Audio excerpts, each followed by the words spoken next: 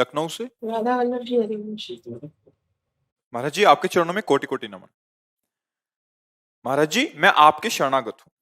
महाराज श्री, मैं आपके कथनानुसार सब सहने का प्रयत्न करती हूँ।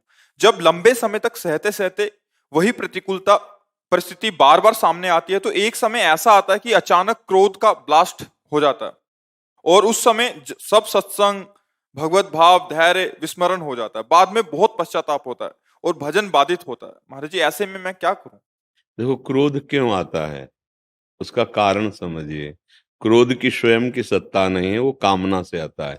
कामा संजायते क्रोधा, क्रोधा स्मृति विभ्रमा, स्मृति भ्रंशात बुद्धि नाशो, बुद्धि नाशात प्रणश्यति। जिसे आप कहते बम ब्लास्ट हो जाता है, वो बुद्धि नाशात प्रणश्यति।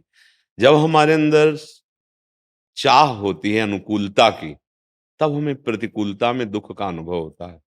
अनुकूलता की चाह वो भगवान से नहीं होती है, वो भगवत भाव की नहीं होती है, वो शरीर सम्मान की होती है, शरीर भोगों की होती है, शरीर प्रियता की होती है। यही अज्ञान है।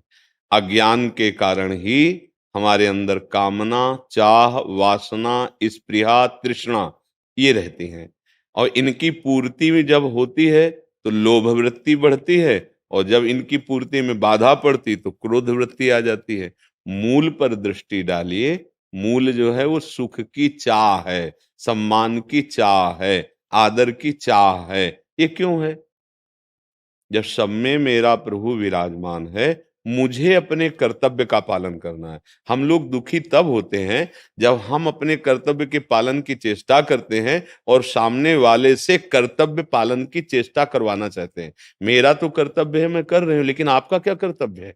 जब आप अपने कर्तव्य का पालन नहीं करेंगे तो फिर हम आप के साथ जो व्यवहार कर रहे हैं वो किस काम का? बस विचार करते करते क्रोध आ जाता है कि इतना मैंने इसके साथ किया और ये हमारे साथ प्रतिकूल करता चला जा रहा है, क्रोध आ जाएगा। गलती क्या हुई? हम अपने कर्तव्य से चूक गए। हमें अपना कर्तव्य देखना। जब हम सामने वाले के कर्तव्य को देखने लगते हैं कि इसका हमारे प्रति क्या कर्तव्य है, वहीं क्रोध आ जाएगा, वहीं बात बिगड़ जाएगी। केवल हम अपना कर्तव्य देखें और उस यत करोषी जो कर रहे हो भगवान को समर्पित कर दे, भगवान देख रहा है, तो आप कभी दुखी नहीं होंगे। आपको क्रोध परास्त नहीं कर पाएगा। लेकिन जहां हम दूसरे को देखते हैं कि इसका क्या कर्तव्य बनता है, जब मैंने इसके साथ इतना किया तो इसका भी कर्तव्य ये बनता है मेरे साथ, अब वो नहीं कर रहा तो हमें क्रोध आ जाएगा।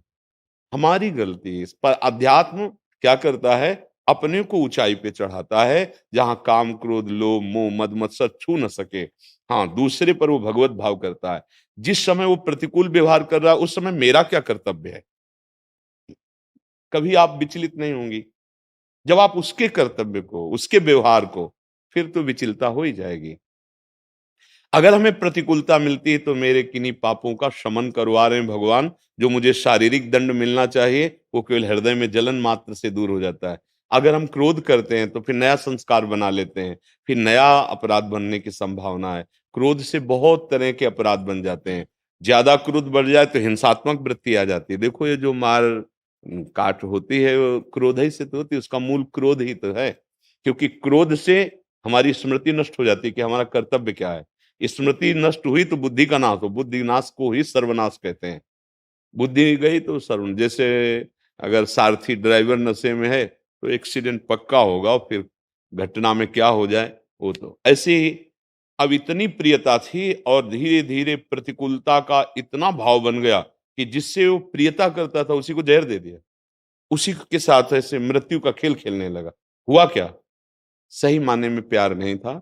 सही माने में आप अपने कर्तव्य को नहीं देख पाए, क्योंकि आपके अंदर चाह, कामना, वासना, आदर, सम्मान यही तो मिटाना है।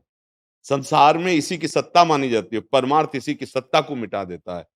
देखो, जो इस परमार्थ का योद्धा होता है, एक आदमी स्तवन करे और एक आदमी निंदा करे, दोनों के लिए समान भाव उसका होता है। क्योंकि उसकी बुद्धि है, वो निंदा कर रहा है, उसकी बुद्धि वो स्तवन कर रहा है। लेकिन हम क्या है? ना हमें स्तुति से मतलब, ना निंदा से मतलब, ना मान से मतलब, ना अपमान से मतलब। तो हमारी बात बन जाएगी, क्योंकि वो बाहरी केवल साउंड से निंदा स्तुति हो रही, अंदर सबके भगवान विराजमान है। शुद्ध परमार्थ अध्यात्म के बिना इन विकारों पर विजय प्राप्त नहीं की जा सकती। किसका प्रश्न है? आप समझ रहे हैं? कोई संशय इस पे? जी।